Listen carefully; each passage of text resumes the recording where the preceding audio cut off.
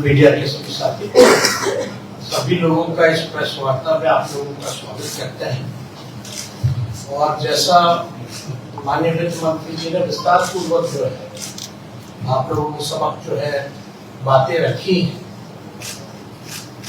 मैं ये अपनी बात को आप लोगों के सामने हमेशा देश को दिशा दिखाने का काम किया है।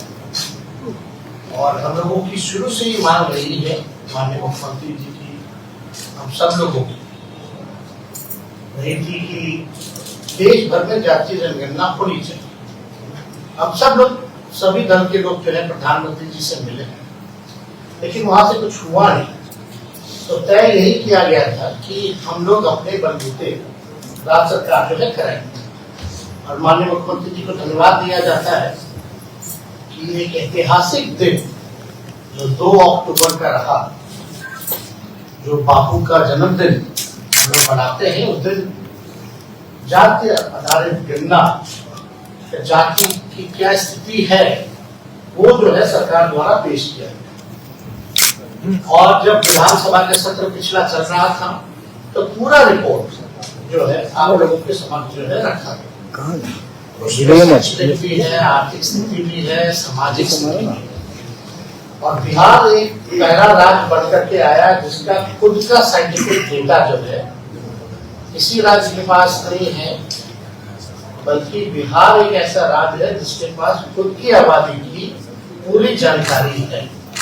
और आज के दिनों में साइंटिफिक डेटा होना बहुत जरूरी है ताकि हम चिन्हित कर पाए, पहचान कर पाए कि कौन लोग हैं जो अंतिम पैदान पर खड़ा परिवार है, कौन समाज है। तो ये डेटा आप लोगों के सामने आ गया है, जिसमें कि लगभग जो है आप देखिएगा कि इसमें स्थिति जो है सारी स्पष्ट कर दी गई है। तो हम आंकड़ों में ज्यादा जाना नहीं चाहिए, लेकिन जब पेश किया गया तो हम लोगों का सरकार की यही सोच है कि what will be the next, अगला हम क्या करें।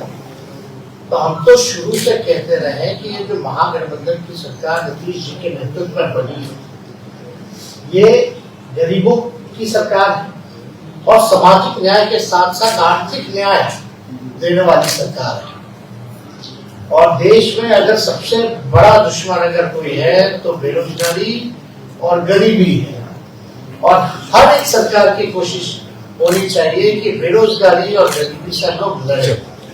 अब जब आंकड़े जब सामने आते हैं और हम लोगों का मानना है और आंकड़ों में भी ये स्पष्ट हो गया है कि हर जाति में जो है गरीबी, चाहे ओबीसी हो, ईबीसी हो, एससी हो, जाति के लोग ही उसमें भी जो है गरीबी पाई गई।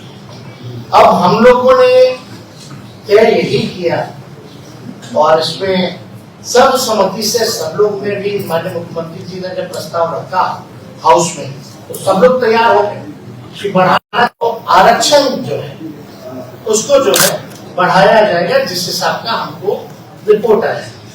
उसमें SC ST का भी बढ़ाया गया, उसमें पिछड़ों का भी बढ़ाया गया, EBC का भी बढ़ाया गया।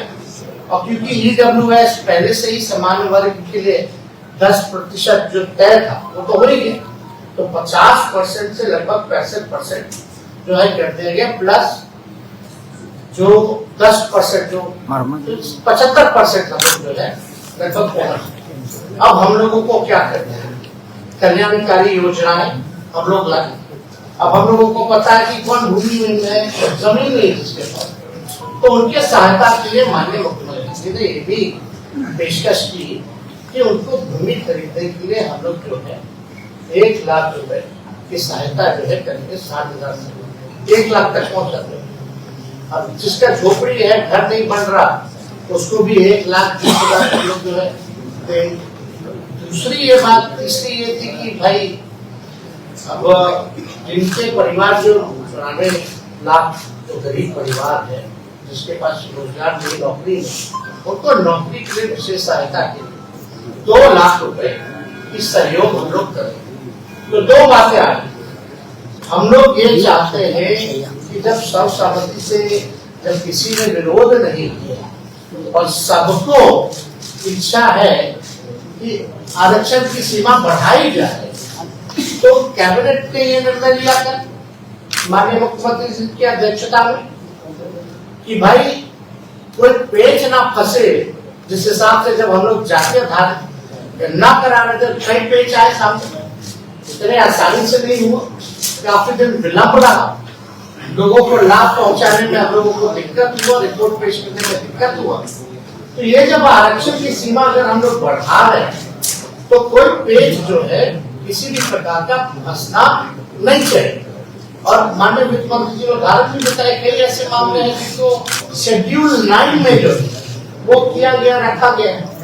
तो हम लोगों ने यही रिकमेंड किया है कि भारत सरकार जो है, जो आरक्षण की सीमाएं हम लोगों ने बढ़ाई है, उसको शेड्यूल 9 में जो है रखा है। और इससे पहले भी एक राज्य जो है तमिलनाडु, उनका भी जो है पहले से 69% था, उसको भी शेड्यूल 9 में रखा गया। तो हम लोग तो यही अब इंतजार में है कि अविलंब भारत सरकार ना सोचे ना समझे, क्योंकि आपके दल के सभी लोगों ने यहाँ सहमति जताई है और आपके दल के लोगों का तो कहना है कि और भी बढ़ा दे सरकार, तो उसमें भी साथ देंगे। तो कम से कम बिना सोचे और विलंब जो है इसको शेड्यूल 9 में रखा जाए। और दूसरी बात, जहाँ 2.5 लाख करोड़, जैसे वित्त मंत्री जी ने हम लोगों ने बताया, भूमिहीन को भूमि देना, गरीबों का घर बनवाना, लोगों के रोजगार में मदद करना, तो लगभग 2.5 लाख करोड़ का जो अतिरिक्त हम लोगों को ढाल है वो किया। हालांकि मुख्यमंत्री जी ने स्पष्ट ये विधानसभा में कर दिया कि 5 साल तो लगेगा, लेकिन अगर भारत सरकार अगर विशेष मदद करते, विशेष राज्य का दर्जा दे देंगे, तो ये काम जो है 2 साल 2.5 साल में हम लोग जो है कर लेंगे, ताकि बिहार जो है गरीबी से मुक्त हो सके और अपने बिहार के लोगों के पास रोजगार हो, अपना मकान हो, अपना जमीन हो, ये हो सके। और इसमें तो हम लोग सबको साथ लेकर के चलते, हम लोगों ने किसी के साथ भेदभाव नहीं किया है, चाहे अपर कास्ट के हो, बैकवर्ड हो, ईबीसी हो, scheduled caste, scheduled tribe, minority के लोग, सब लोगों को साथ हम लोग लेकर के चल रहे हैं। और हम लोगों को सब लोगों के लिए काम करना है, जो back bencher of the society, जो गरीब परिवार है, उनको मुख्य धारा में हम लोगों को लाने का यही लक्ष्य है। तो इसलिए कल एक ऐतिहासिक हम लोगों ने निर्णय लिया कि भारत सरकार को हम लोगों ने रिकमेंड किया है कि भाई 2 चीजों का, एक तो शेड्यूल 9 में आरक्षण जो बढ़ाया गया उसको डाल दीजिए, और दूसरा बिहार को तो कई बार वादा भी किया गया।